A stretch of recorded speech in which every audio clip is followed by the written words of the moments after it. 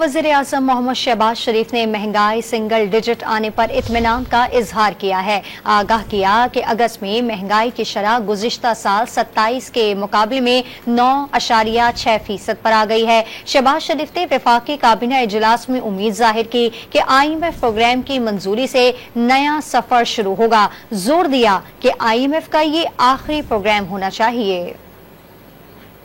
का जो बोझ है वो आहिस्ता आहिस्ता कम हो रहा है और जो अगस्त का जो रेट है वो सिंगल डिजिट में आ गया है 9.6%। तो पिछले साल ये तकरीबन इसी माह में 27% था। सफ़र बहुत अभी हमारा और भी आगे हमें बढ़ना है, तेज़ी के साथ बढ़ना है। वो राइट साइजिंग है, डाउन साइजिंग है।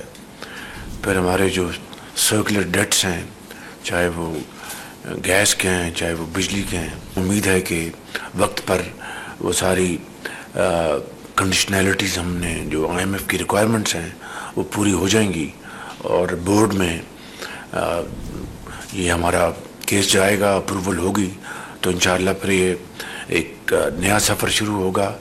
मगर हमें ये बात जहन में रख लेनी चाहिए कि ये पाकिस्तान की तारीख़ का आखिरी प्रोग्राम होना चाहिए IMF के साथ और मुल्क अपने पाँव पे खड़ा होकर खुद दौड़ेगा, खुद भागेगा।